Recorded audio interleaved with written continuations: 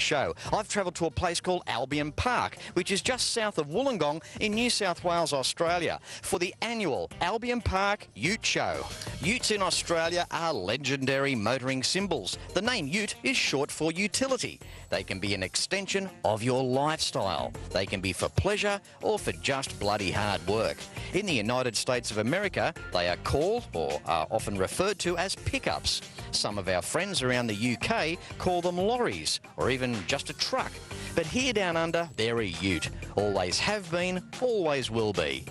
Back in 1933, a Gippsland farmer's wife wrote a letter to Ford and she said, "Can you build me a vehicle that we can go to church in on a Sunday without getting wet, and my husband can use it to take the pigs to market on Monday?"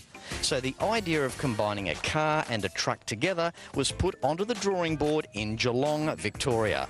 A young designer by the name of Lou Bant took the 1933 model coupe, left the stylish front half standard, built the back on a reinforced chassis so that it would take a load. It was approved by Ford and they went into production in 1934. So what did we end up with? Well, virtually every car manufacturer here in Australia had a go at building a ute. Nice thing about here today is that we can celebrate the lucky ones that have survived. Time now to go and take a closer look. Come on. I know you want to. We can talk cars together. And on today's menu, we have Mark and his award-winning T-Bucket ute, Tony with his 1975 Dodge. We found a character with Carolyn and her delightful HZ Holden, Jeff with a HR, Robert's 34 Ford as a showstopper. You'll see Nick and the Super Rig and more on the classic car show that takes up lounge rooms in 4 countries, Classic Restos. All right, here we go. First cab off the rank, or first ute off the rank. Mark, welcome to today's show. Yeah, thanks, buddy. Thanks, Fletch. That's the way, mate. Nice vehicle. Yeah, it's all right, mate. Bit of fun. Yeah. Tell us, where did it start? What's it based on? What year? What year? My uncle built this years ago, 1926 Dodge. It's not a heavy vehicle. You've got a hairdryer on top. You've got a 671 going. Yeah. What's it like on the throttle? Mate, too good. Too good. Scary. Scary, yeah, very scary. Yeah, it's supposed to be about 550 horsepower, so... Now, this is a bit of a feature ute here in the past. It's held fairly high accolades for this event. Yeah, I won this show last year. Took all top street and street cruiser and all that, yeah. Yeah, no, it's pretty good. Oh, good on you. So how many years have you had it? 27 years this year. Yeah. So, it's part of you, mate. It's like a limb, isn't it? Yeah, it is, mate. It come from my uncle and he's passed on now, so, yeah. I love that. It's preserving vehicles is one thing, but when they're family heirlooms, that's extra special, isn't it? Yeah, well, I've got a lot of these cars here from the family, so mum and dad and uncles and nannies. So when you were a little kid growing up, you know, you were surrounded by cars? Oh, yeah, always, mate, always. Always surrounded by cars. Yeah. It's an illness, isn't it? It is, mate, it is. They're too good, but... And you know what the treatment is? Yeah. Well, we just got to keep on turning up to these car shows. Mate, that's it. Congratulations too, Fletch, about Repco, mate, the sponsorship. Thank you very much. Get that? Yeah, beautiful. I am so appreciative of that. Absolutely, that's wonderful, and thanks for that. It's nice words. No worries, mate. Thanks very much. Time for Tony. How are you, buddy? Good, Fletch. How you going, mate? Good, mate. Good. Nice Val ute. Thanks, mate. Cheers. The only one here today? That I've seen so far. Yeah. That's probably why it's the only one. Yeah, well, that's right. Mate, it's a standard old girl. It's in beautiful condition. Yeah, it is. Yeah, it came up pretty good, actually. Yeah. What's the deal? How long have you had it? What have you done to it? I had about 15 years. This is the latest resto. Yeah, it took about 3 years, but slow job. But, yeah, as you can see, it came up pretty good. I like what you've done, and that's keep it the way it was. I mean, you've got the nice jelly bean mags there. It's just so period correct. Pretty much, yeah. Yeah, that's what I tried to do. So, yeah, no, it came up good. Mate, how does the old girl drive? Yeah, good. Handles real good, actually, considering. Yeah. They're quite deceiving. I mean, even with my CM, I never thought before I got into Chryslers, I was never expecting a Valiant to handle all that well. I didn't build it for that reason. Yeah. But just with track days like Wakefield Park and Oran Park when it was open, the way it turned in and went round corners, I was really surprised. Sometimes, yeah, it does, yeah, in the corners. Yeah, sometimes good, sometimes bad. So, Tony, was it a basket case when you got it? Like, have you done much to it? Yeah, I only paid a couple of $1,000 for it, and it's full of rust, as they all are, but, yeah, a bit of work here and there over the years and cut it out bit by bit, and, yeah, as you can see, it's come up pretty good. A thing with utes, too, I mean, back in their day, they were literally bashed to pieces. Yeah, they were, yeah, around the back, but, yeah, this one's pretty good. It was pretty rust-free, so made the job pretty easy. Yeah. Good on you, Tony. Nice to catch up with you, mate. No worries, Fletch. Thanks a lot. Keep up the good work. Love the show. In Australia, the Valiant ran from 1960 to 1981, made by Chrysler. Virtually every Chrysler sedan and wagon was nameplated a Valiant in Australia. In the USA, Valiants were made by Plymouth. This Valiant ute was marketed as a Dodge, which helped to fit the workhorse category and, with a few less frills, sold at a lower price. Okay, who we got here? Hi, Fletch. I'm Carolyn. G'day, Carolyn. How are you? I'm fine, and how are you? I'm great, great. You've come up to say hello. That's very lovely of you. Yeah, because I haven't seen you for so long, and I see you on TV over in America and all over the place. So you've had withdrawal symptoms. You've had to come and say g'day, haven't you? Exactly. Wow. Look at you all done in country there. Yes, see. Yeah, the Demi Ute Muster, Denali. Now, that's one place haven't been for Classic Restos. Oh, you should go. Yeah. Oh, yes. You'd fit in well. Thanks. Tell me, you've got a ute, obviously. Of course, yes. Yeah, I've got a blue 8Z, and it's called the Traveller. Yeah. It's getting pretty well known, like its owner, but, you know. HZ, eh? The good old HZ. They're a tough old girl, aren't they? Just doesn't let me down. It's been a lot of fun. Well, you don't want this, what you've got here, you don't want that getting out of control. Well, they've been thinking of putting an engine and all sorts of things on it and flags and whatever, you know. Gets me a bit worried there, Carolyn. If you have a tyre blowout, you might bolt off to the left. I could bolt off anywhere. You might go west. Carolyn, the HZ, this is a beautiful truck. Ah, she's just my baby. It's my baby. Can you share with us your age? I'm 70. Yep. Yeah, you're bloody amazing. Oh, thank you. You know, I mean, it's great to see blokes getting into the fraternity, but here we've got a live example. You've obviously been doing this for a lot of years. 3. 3 years? Yes. Okay. Yes, I did my first Danny in 2009 and a couple of little local shows before that. Yeah, right. What can you tell us about the ute? The ute, well, to start with, as you can see, it's blue. When I got it, it was pure white with a slide-on canopy. Yeah. That had to go. Inside was brown. That had to go. Yeah, the baby poo out the door. Yes, and so it's all black. It's all blue. The bars and everything I had with a WB prior to that. 253, now I've got a 308 engine in it, which is slightly... She even knows the engine sizes, eh? And I got the Cobra tyres on the Simmons rims, and she just purrs along and I have fun. But it's just an awesome looking ute. I mean, the size of the bull bar. I mean, honestly, if this came up behind you, I mean, you'd get out of the way. Well, especially when all the lights are on it too. Yeah. You're quite the larrikin. It's been great. It's been great catching up with you, Carolyn. You're marvellous. You're one of the most interesting people that I've interviewed in quite some time. Oh, well, thank you. Thank you for that. All right. And it's just all these people that make it fun. Yeah. This is what I come out for, is to meet all my friends and have fun. Yeah. Good on you, Carolyn. Thank you. Thank you, Fletch. The more refined HZ was released in 1977. They came with a 202 six-cylinder engine, 253 or 308 V8. This model was a continued facelift from the HQ and was the year of radial tuned suspension, or RTS.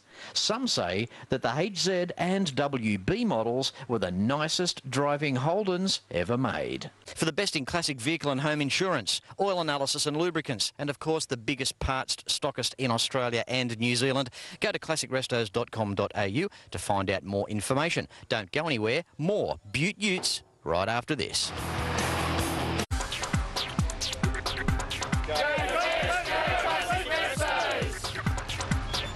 Well, a ute show is not a ute show without a classic Holden ute. Jeff, welcome to today's show, mate. Thanks, Fletch. 66 HR, beautiful. Thank you. Now, what's the deal? All I know is it's not yours. It's my boss's car. He asked me to bring down for the show for him. Oh, very nice. What can you tell us about it? It's a 202, triple Webbers, fully restored, up for sale currently. Wanting about 25 grand for it.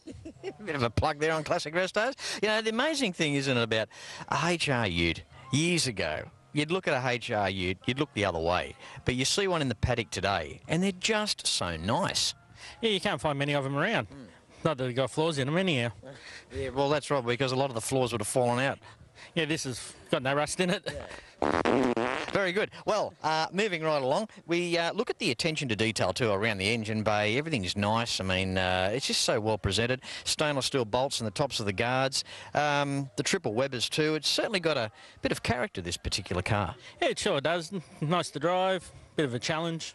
Power-wise, Jeff, do you know the numbers? 170 at the rear wheels. 170 horsepower at the rear wheels. Yeah, horsepower. Yeah. Jeez, well, that's no slouch. No, it's not bad. Before we go, Jeff, what are your thoughts on today? Not a bad turn out for a ute show. You're a good bunch of people. Heidi does a wonderful job and her crew putting this together. She's only got a very small team that actually help her too. Oh, does she? First time I've actually been here, so. That's good, Jeff. Thanks for being on today's show, mate. Hey, blokes like this, hey, keep the ute scene alive. Good on you, mate. Thanks, Fletch. Thanks to Classic Rest Days. You're welcome.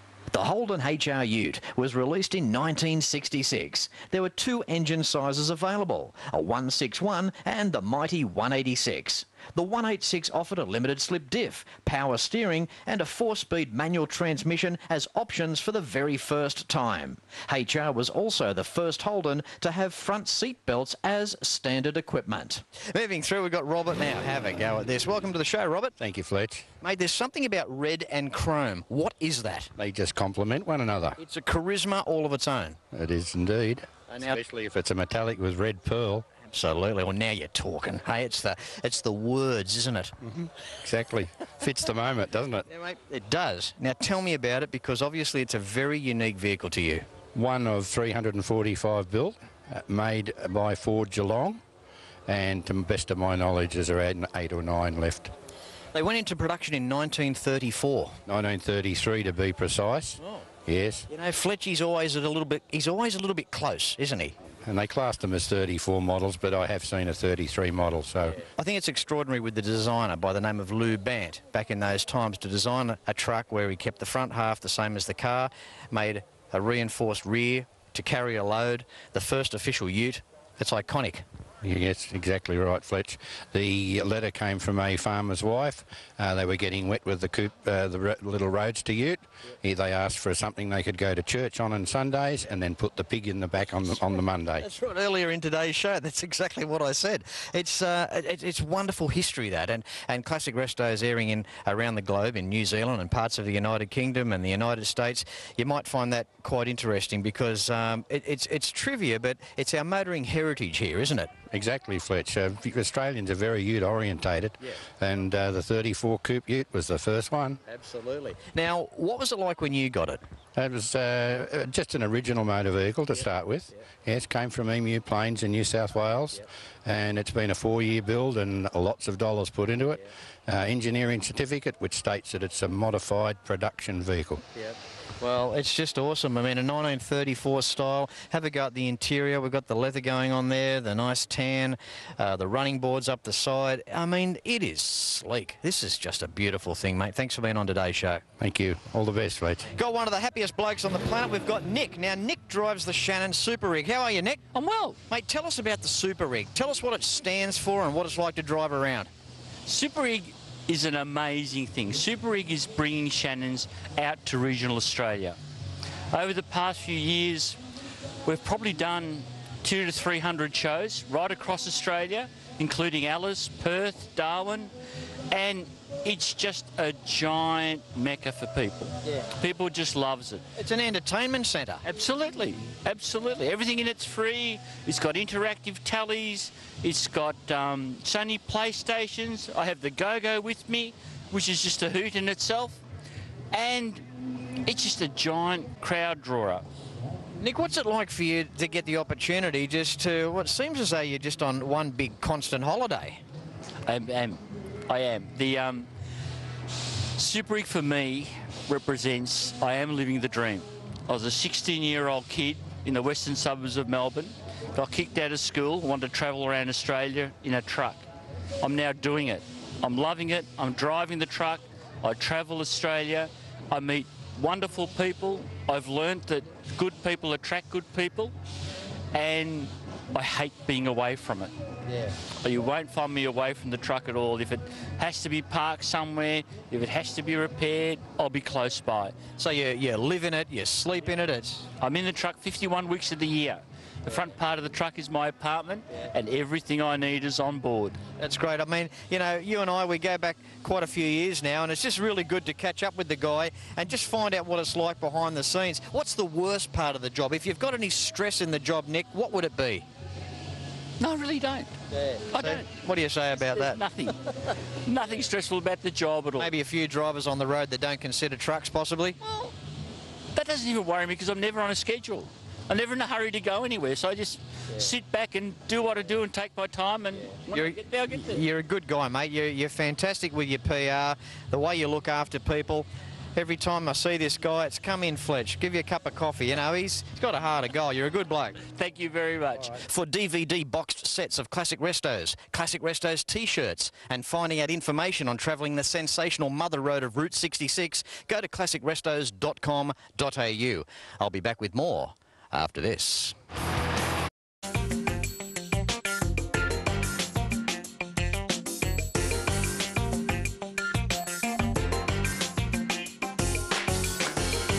How awesome is this? A jet dragster. You know, this produces 52 pounds of thrust. Every pound of thrust is equivalent to around 2.5 horsepower, a ratio of 2 to 1. Imagine going to this bloke's place for a barbecue. Everything would be burnt.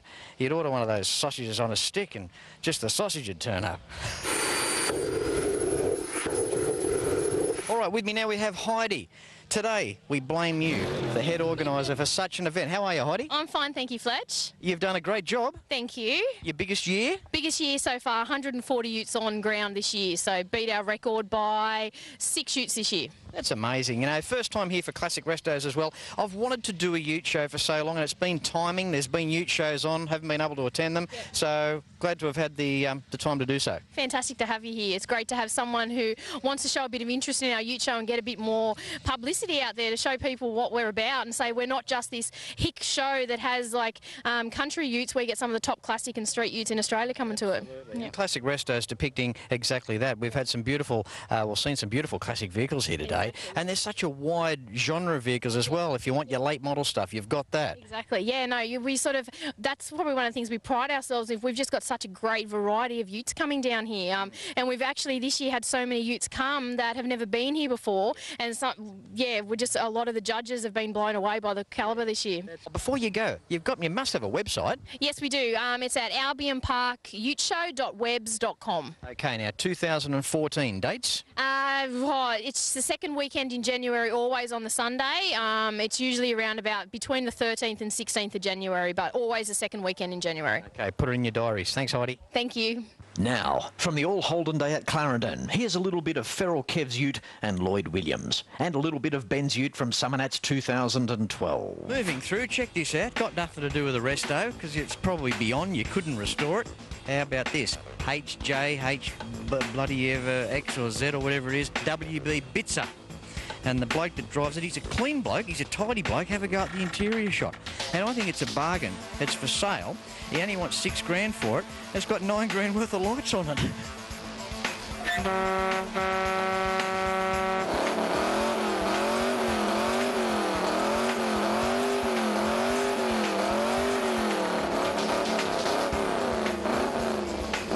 All right, moving through.